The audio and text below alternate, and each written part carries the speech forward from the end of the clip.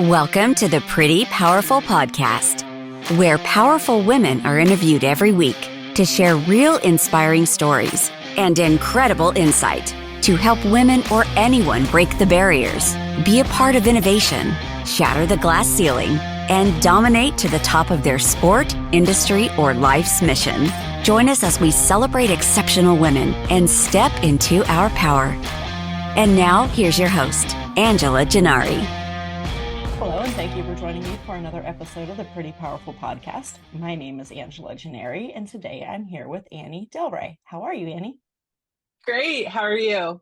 I am fantastic. Thank you. So Annie Delre is a nationally board-certified health and wellness coach who has worked with hundreds of clients to help them achieve a life of confidence, wellness, and success. I love that. That's awesome. So along with multiple certifications, she earned her bachelor's degree in psychology and a master's degree in integrative wellness coaching. Sorry, I get tripped up on that word. Her master's capstone project was titled Health Coaching as an Effective Tool for Managing Stress and Anxiety. Oh, that's going to go well in this. I can be your first case study. Annie is certified in multiple modalities: integrative wellness coaching, life and success coaching, neuro-linguistic programming, which is NLP, clinical hypnotherapy, and emotional freedom technique. That's interesting. I've never heard of that. Originally from New Jersey, she now calls beautiful San Diego, California, her home. So welcome to the show. I'm so excited. Thanks for having me. So let's dive in on what made you want to go into psychology. I love it. That was my degree, but what made you go into that path? Yes. I would say growing up in my family. Really? I'm one of 6 kids. Wow. Okay. Bit of dysfunction, like strict Catholic family. Yep. And I think I know that's what sparked my interest. I was like, what is going on? Mm-hmm. What is happening? The male and female, there was 3 girls, 3 boys. So it was, yeah. I was very curious. I'm like, what Mm-hmm. the heck is going on? Mm-hmm. You know, it's funny because I was kind of similar. I was in high school and I had my very first psychology class in high school. And it was like an epiphany, like my aha moment. Like, it was like, oh my God, things make sense. Like, I get it. Yeah, I'm right there. That was it. I took an elective psych. Yes. Mm-hmm. And you're reading these things and you're like, there's a name for that. They've done studies on that exact thing. Just right. Yeah. Well, and then you start like, hey, listen, instead of being called bossy by everybody, like I'm just assertive, right? Like, it's a personality. Right. Like, it's because I'm the oldest girl. Right. Yes. Right. Yep. So, okay, I can totally relate to that. Okay, great. So you studied psychology and then you started getting into some more specialty. So like stress, anxiety. What is neuro-linguistic programming? Ooh, I love neuro-linguistic programming. So just to break down the word, neuro meaning the brain, linguistic meaning the language, and programming meaning they're both programming us. So the language we use matters, or the language we take in, right? Even if you get good grades, if one of your parents is telling you you're stupid every day, well, that's what's being programmed into you. Even if the teachers and everyone is like, you're so smart, depending on the person who's saying it, that you planted that seed, and now it's going to take a bit to, I don't know, dig up that seed. Yes. I've never used that analogy before, so there you go. Yeah.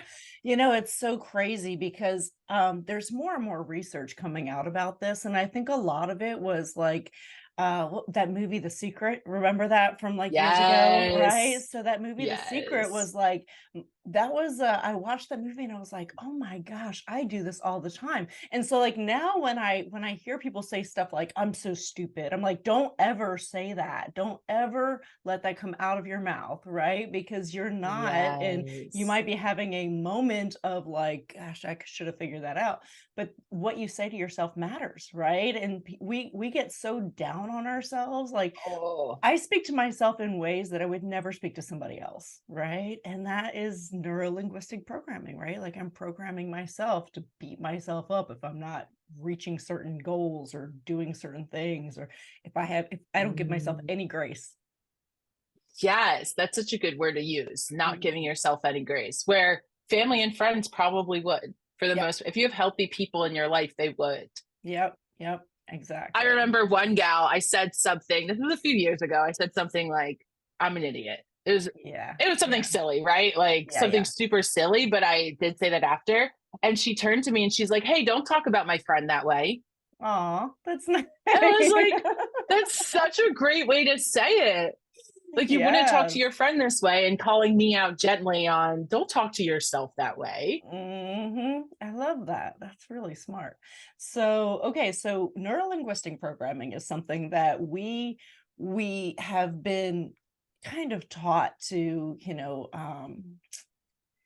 I guess the way we speak to ourselves is more important than the way other people speak to us sometimes. Because you start to, if you hear constantly that you're not good enough from your parents or that you're not good enough from your teachers, you start to say that to yourself. And, I've actually started in the mornings, I listen to affirmations before I get out of bed. Ooh, And then I also yes. turn them on before I go to sleep.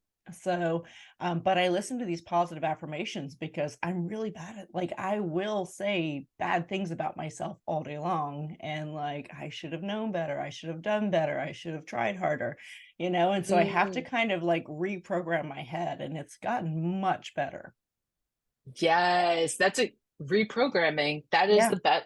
That is the word for it. Yeah. I Yeah. also give another example of growing up, you would hear people say they're filthy rich. So as Mm, a kid, you think filthy. I get in mm, trouble when I'm filthy. My parents are mad at me when I'm filthy. People don't want to stand next to me when I'm filthy.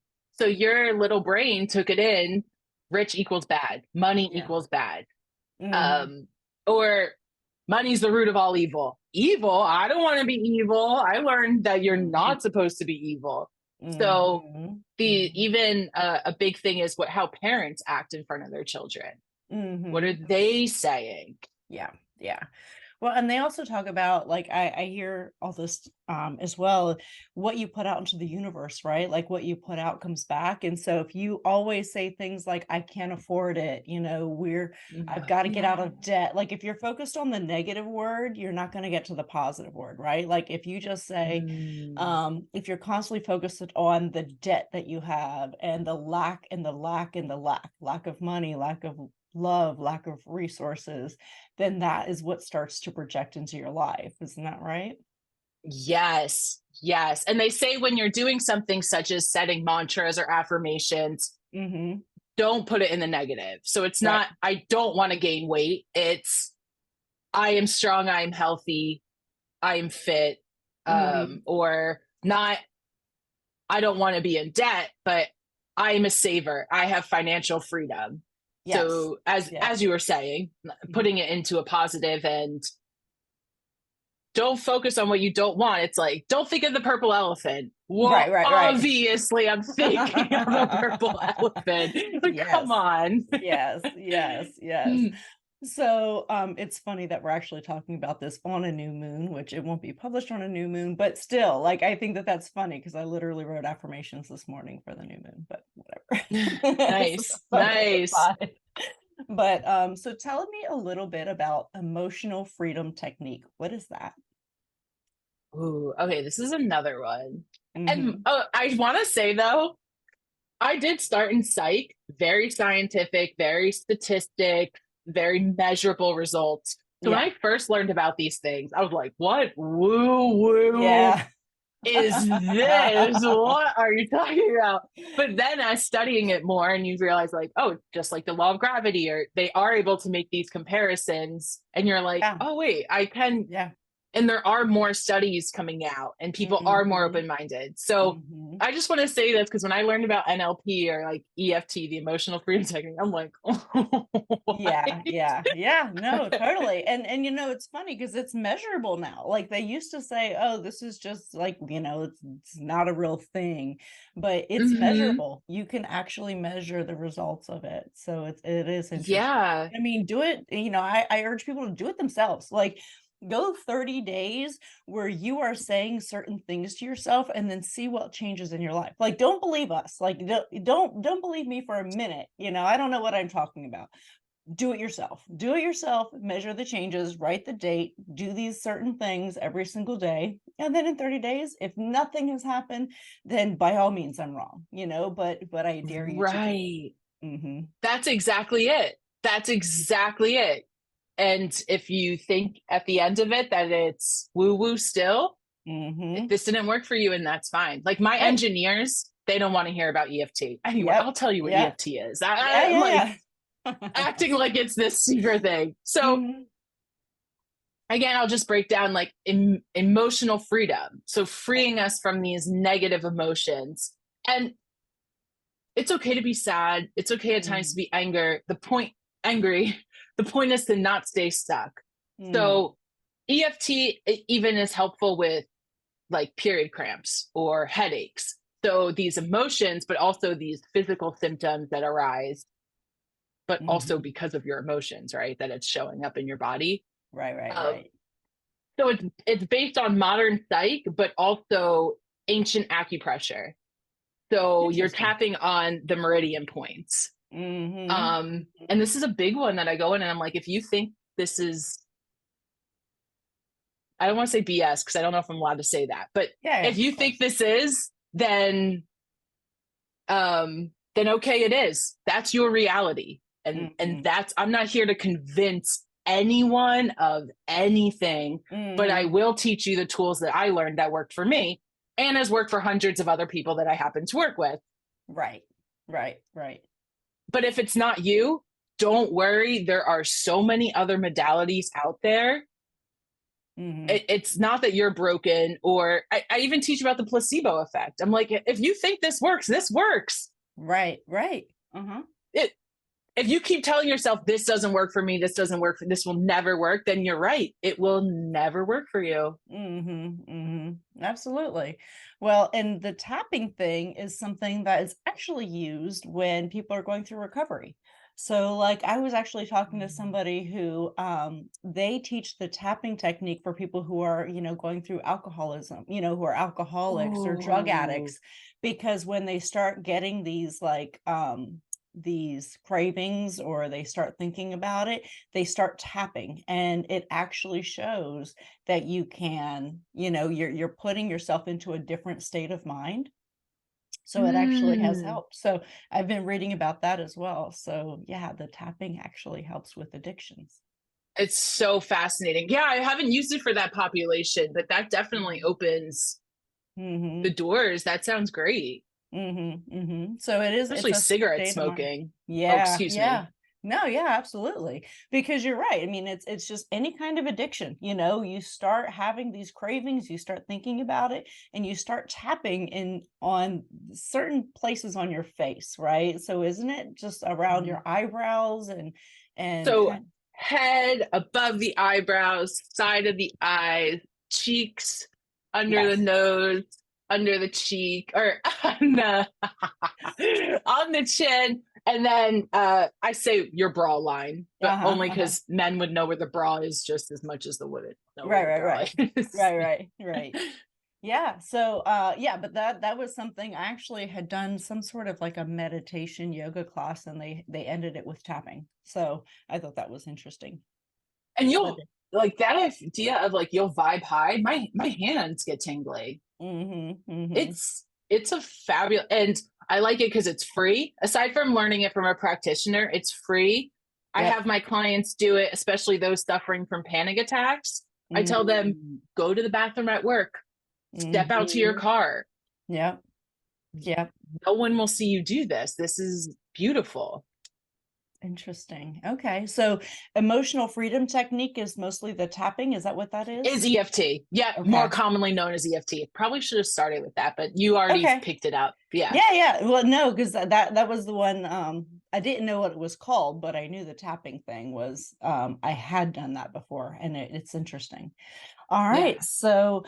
So what do you feel is one of the more effective ways to teach people how to have better health and wellness, reduce stress? Tell me what tools you generally give to people.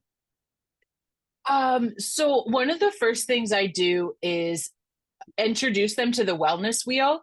So you may be familiar with it, but for those who aren't and listening,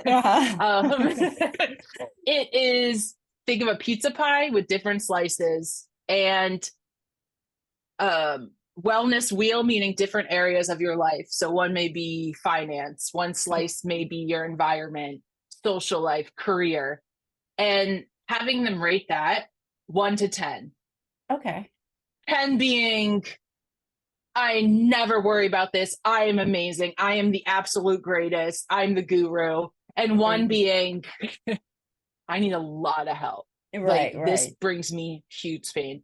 Another thing I tell them is I truly coached 500 to 600 people. No one says they're a 10. 9s. Wow. Nines in some area, especially if they're like financially steady, they're very proud to say that they're a 9, which that is a beautiful thing. We should be celebrating. But allowing them, especially people who come to me and they're like, my life's in shambles. Oh, I have nothing to give.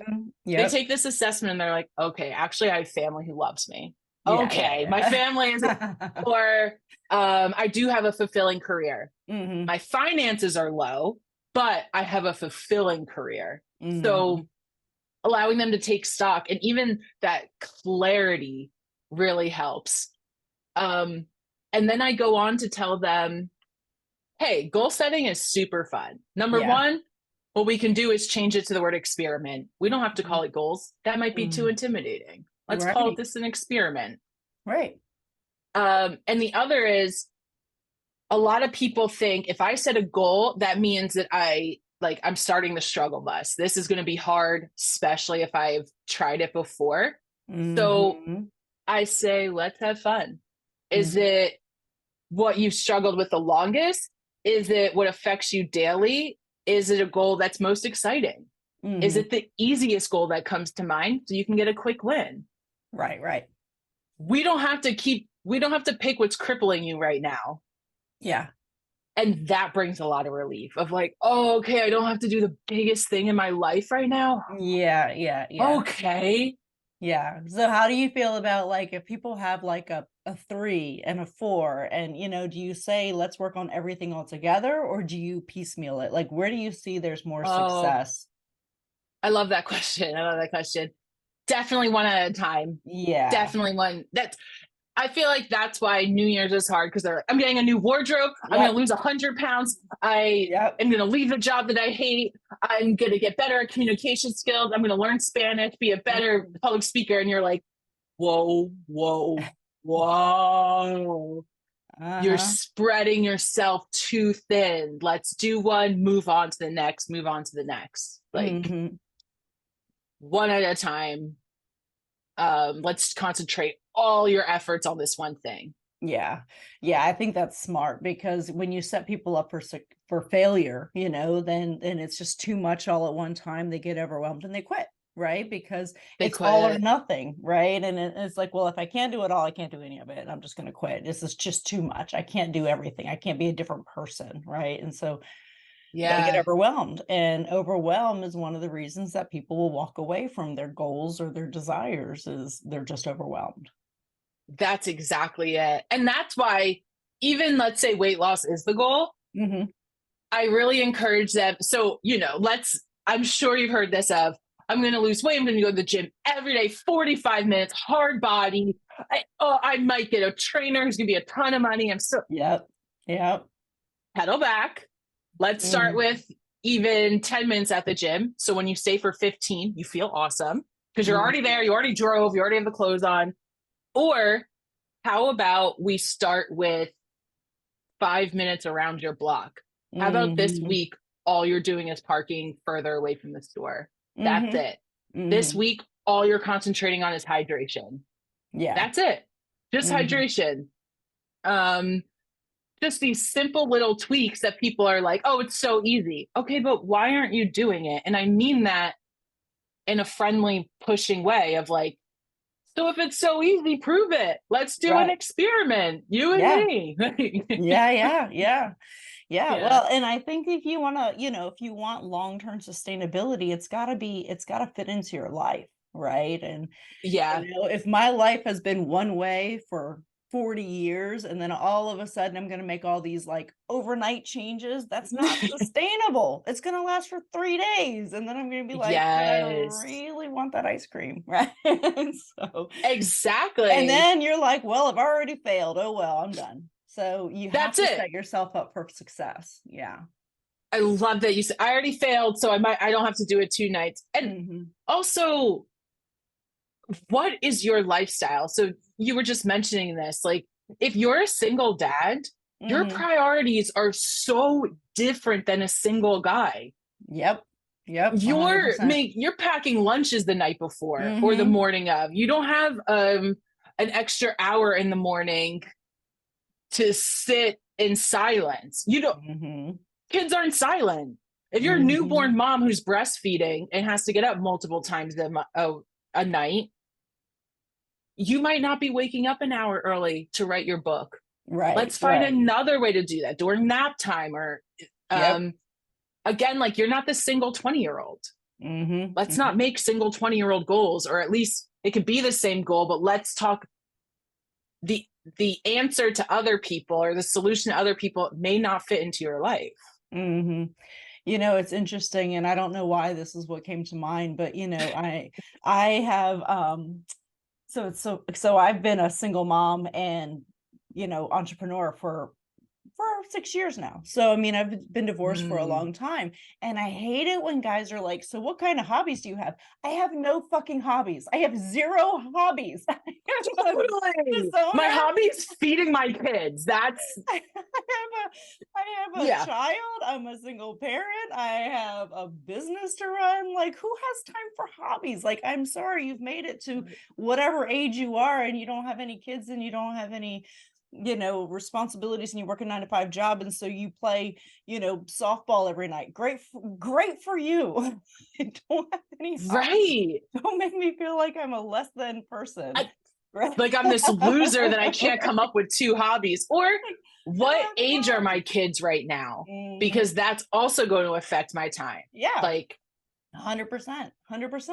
But we all have different needs, and setting yourself up for success. Like, it sounds great. I could play golf every Friday, but I can't play golf every Friday. Like, it just is not going to ever fit in my life.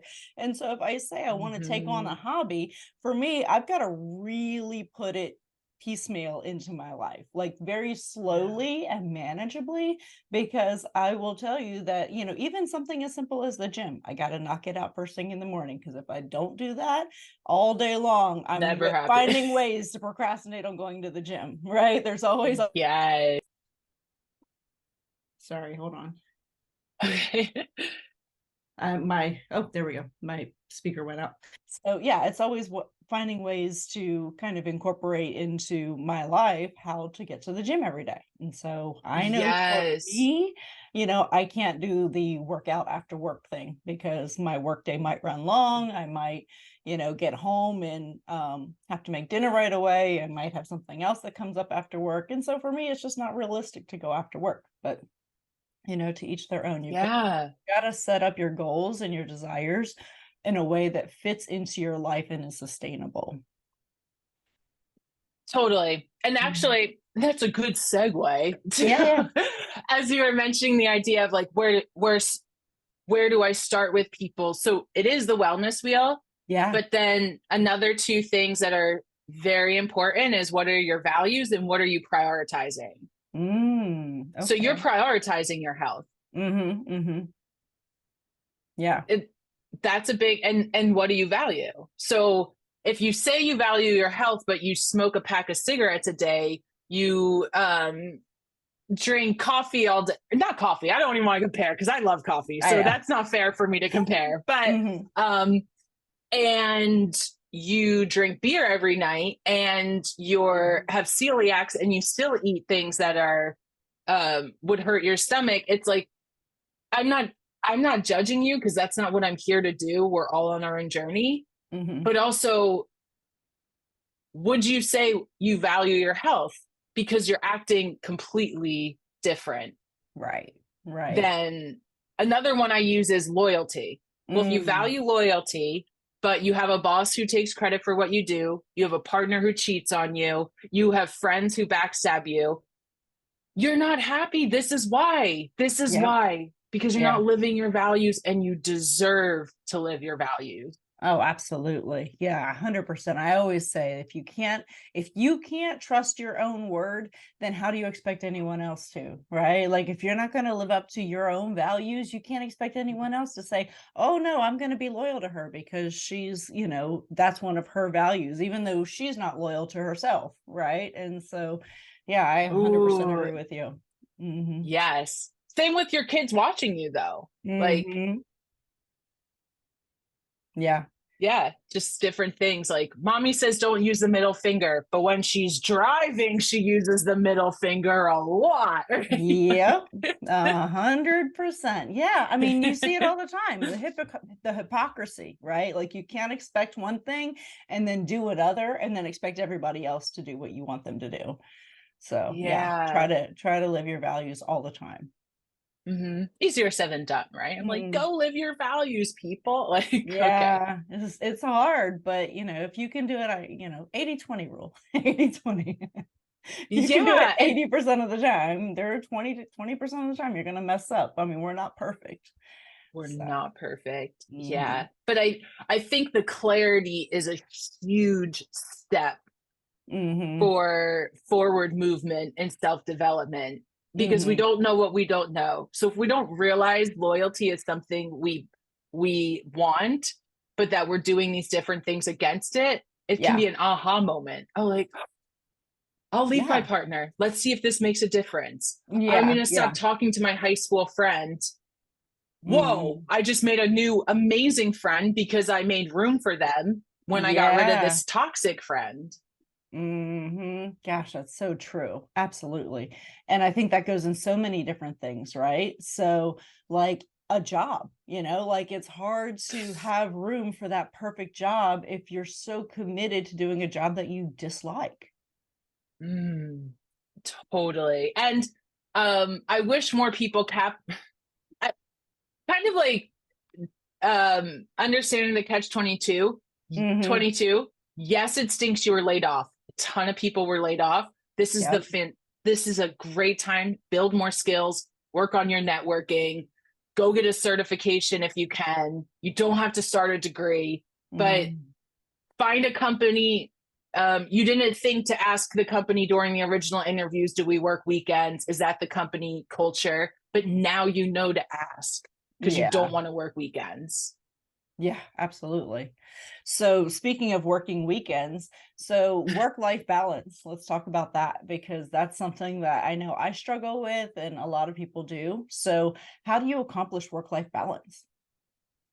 So the very first thing I teach with work-life balance is a mindset shift. And back to NLP is let's look at the word balance and let's sub that for harmony.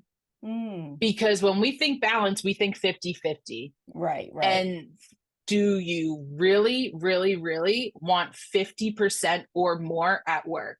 Right. And if you love what you do, you don't really call it work, but you know what I mean. Like, do you want 50%?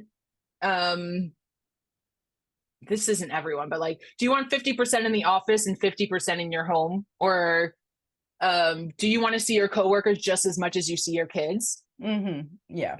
Right. And as I mentioned, I've had hundreds of clients. I can think of one tech guy who was like, I hate people. I want to spend all my time at work, which is fine, right? He's like, I don't want to leave my house. I don't want to make friends. I don't want to network. My job gives me my privacy. I could work from home. Okay. Happy as a clam. Okay. Okay. But most parents wouldn't say, I mean, some parents do, but most parents wouldn't say, I don't want to see my kids all week. Right. That's true. Yeah. So allowing them that relief of, how can we make this harmonious? Yeah. It might not be perfect, but I like the idea of harmony. That's different. Yeah. Because you do think of balance. You're like, well, I'm giving more to work this week. I need to give more to my family next week. And it's not always interchangeable like that. Right. And so as long as it's in harmony, as long as like it's something simple, but like I hated working from home all the time because I never got that decompression time from the office to the home. And so like I felt like I was always in work mode when I was working at home. So like during that whole pandemic when everybody was at home, like I never came down. I would, get my computer out. I'd be working on my laptop while making dinner, and I'd be, like I never shut it down. I never took the time to like say, okay, I'm home. This is home life, right? And so there was the blurred lines there, and I didn't have harmony. I wasn't able to create that harmony. Yes. And I mean, same with having kids home. Like you love your kids, but you weren't able to separate work and your kids at all. Nope. So yeah, that's a bit challenging. And they struggled with the whole school thing. I'm at home. I should be playing. I shouldn't be doing schoolwork. I should be out with my friends. I should be, like they struggled with the concept of, blurred lines when it came to work and school and playtime. And, I want to relax. I want to watch TV. I want to do this, but they're also supposed to be at school. Right. And so the school thing was not a thing. So yes. Yeah. And that's also why, excuse me. No, Go ahead. Sorry. That's another reason why environment is one of the spokes in the wellness wheel is, do you have a designated place to work? Yeah. And it might be a closet. You might empty out your pantry and put a chair in there, and that is yours. Talk with your partner. Maybe half the week you have the office, half the week they do. Maybe it's putting up a sign in your bedroom, no one's allowed to come in. Yeah. Go to Walmart, buy a $20 desk, have your little corner, put a cute little sign and like a picture of who you love, make it like your little work desk, but and then leave your laptop there, unplug and walk away. The problem is we can take our laptops everywhere. We can take it to cook. We can take it like, oh, it's so challenging. It's so challenging. It really is. So is that what digital wellness is? Because you talk about digital wellness. What is that? So that is a part of it, but more like social media. How much are you on your phone? Yep. I know I keep bringing up kids only because there's so many parents out there. Right. Their little eyes are on you. If you scroll on the couch for hours and hours and hours, and then yell at your kid for being on their iPad for hours and hours and hours. I mean, you are the adult, right? Like we can tell kids what to do. You are the adult, but also it's not shocking and groundbreaking that your child is also doing what you're doing. Yeah. Lead by example. 100%. You have to do that. So we have a no phones at the dinner table policy. And so every once in a while I'll be sitting there and like, I'll bring my phone to the table and then I have to be mindful of like, do not pick that phone up. Because if it's in front of me, I'm like, do not pick it up. But it is challenging because it's a natural reaction. Just pick it up. The phone buzzes, you got to pick it up and see what it is. And so, it's easier if you can just leave it on another countertop or something and not have it at the table at all. No temptation. That right. And I even, and this is hard for some people, but don't bring your phone into your room. If you can live without it in the room.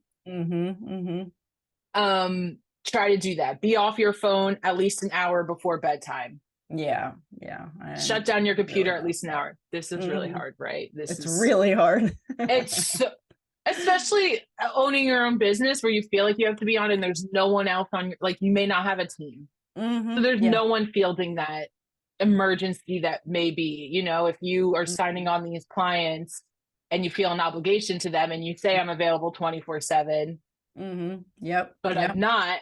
And then that leads to boundaries. Yes. Setting these boundaries so that you can set your own boundaries.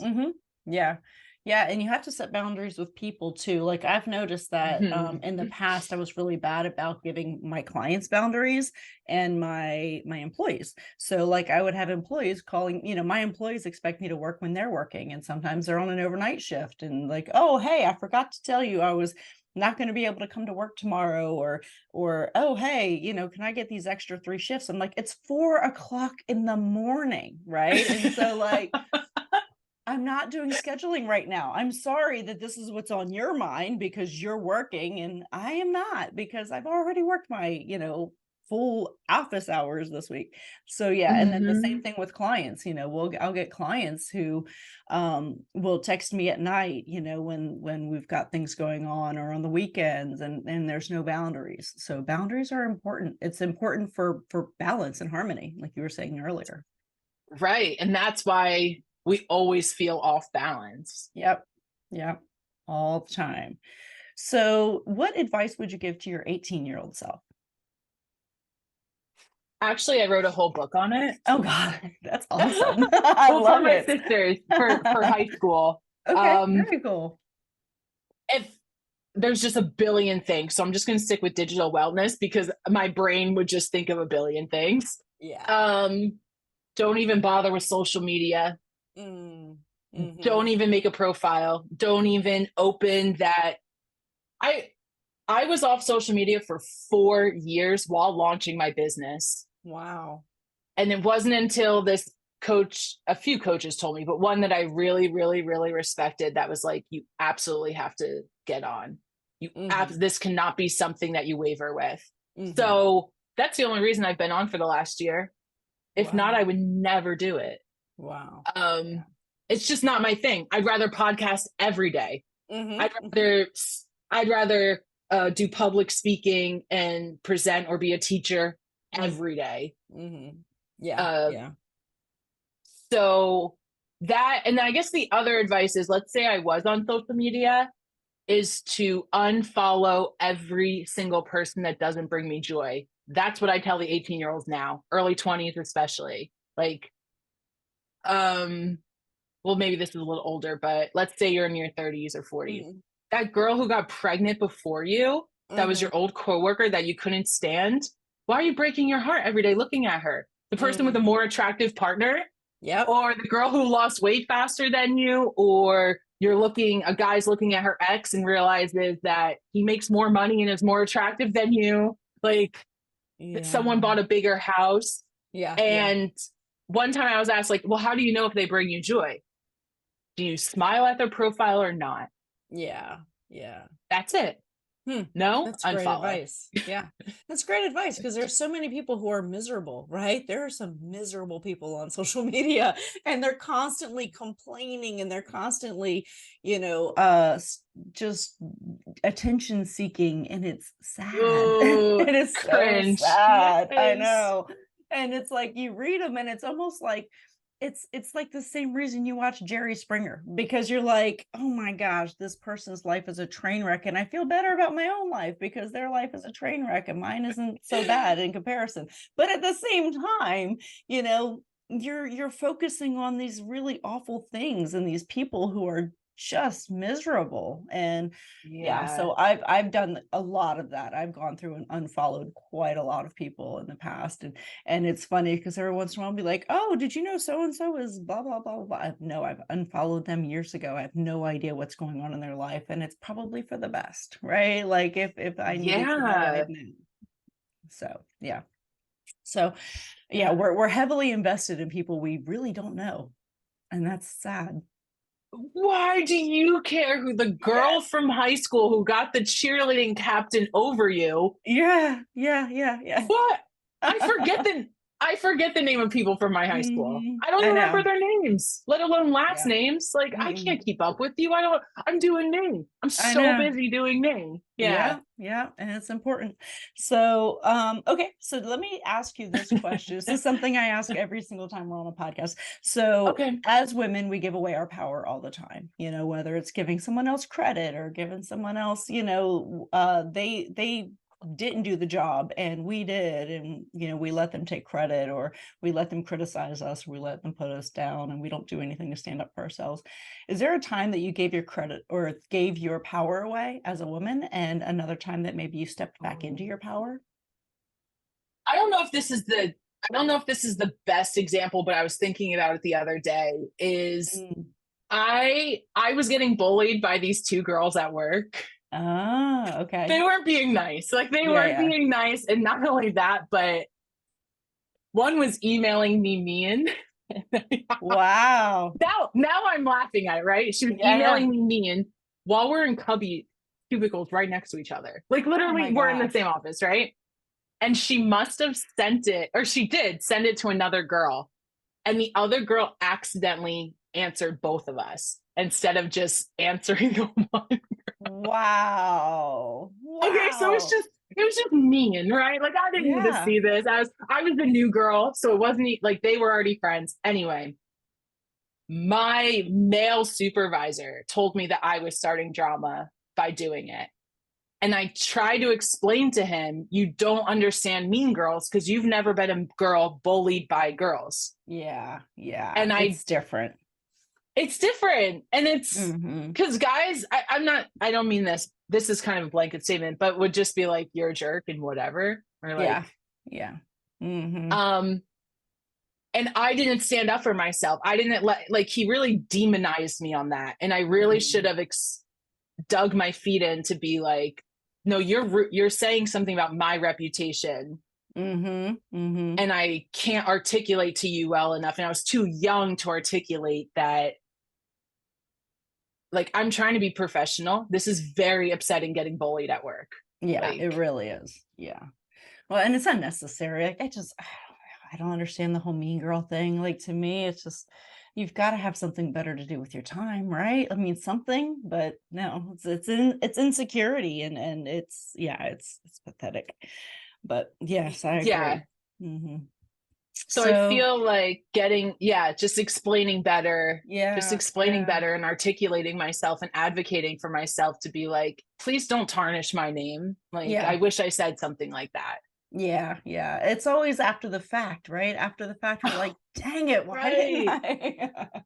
I? Right. I know. So, yeah, but I mean, lessons learned. And I always say it's character building. So it is character building. It helped me to understand what I won't tolerate in the future. So, Yeah. mm-hmm, And the idea of letting someone know, like, I get that you've never been in my shoes and you mm-hmm, never will. Like, mm-hmm, you're not transitioning he hasn't transitioned to a woman. He's never mm-hmm. had, as far as I know, the idea, like, you'll never know what it's like to be bullied by other girls because Right. you've never been a girl. Right, right, right. Like, Yeah. Super hurtful because, as women, we are community minded, right? Like, guys are not as mm, community minded as we are. And so it does affect us when other peers are bullying us because, and not that it doesn't affect men. It definitely does, when they're getting bullied. But typically for a man, it's more physical, and for a woman, it's more emotional. And that yeah. emotional, it goes right back to what you were talking about earlier about the neuro-linguistic programming, right? Because you're immediately, it's not physical, it is mental, and that mental bullying, that emotional bullying, that really plays a big part in how you see yourself. Yeah. And I can honestly say, like, I don't remember anything else from that year working there. Yeah, Not yeah. a single thing. I don't even remember my coworkers' names, truly. Wow. Wow. And but that email, like, sitting in that cubicle, remembering what it was like for these two girls to be right on the other side, Mm, obviously emailing about me. You know what I mhm. mean? Like, Yeah, yeah, that yeah. feeling, that feeling. Yes, yes, I understand. I do understand. So I love our conversation, and I think I've learned, I mean, I've learned so much, and I've really just enjoyed every bit of it. But I have one more question for you. So what do you wish more people knew? To ask for help, Yeah, that's a great one. honestly. And I don't mean hire me as a coach. That's not what I mean at all. I mean, look into free services, Mm, get a therapist you trust, surround yourself by good, healthy people. And sometimes it's just as important to cut yourself off from the toxic people, not even finding the good ones. I mean, that would be great, but mhm, it's just as important to remove toxic things from your life, but ask mhm, for help. You are not alone. I mm. guarantee you, you are not alone. There are support groups online for what you're experiencing, or in person, or chat rooms. Like, Absolutely. Absolutely. Find your tribe, right? Like find your people and find help. yeah. Yeah, asking for help is so hard though. I know people say, "Oh, just go ask for help," but then you feel like you're so vulnerable and you're so afraid of, well, what if they take advantage of me? What if they tell somebody? But it's not enough of a Mm, reason. Ask for help. I've had people who yeah.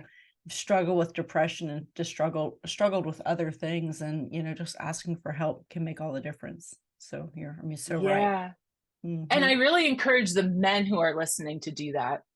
Yeah, absolutely. It's hard, especially if Hmm. your partner, like a lot of the men that I work with, are talking to me about things and Hmm. saying, I can't talk about this with my partner, which is Hmm. leading to so much sadness. Or depending on their culture, men in my culture aren't supposed to be like this. So I married a woman in my culture and she's seeing me crying. She's never seen her dad cry. And she's telling me to man up because that's all Wow. she's ever heard. So, of Golly. course, they're less likely to go ask for help. Why would they? They were just stunned by the person they married. Like, Mm. oh, Yeah.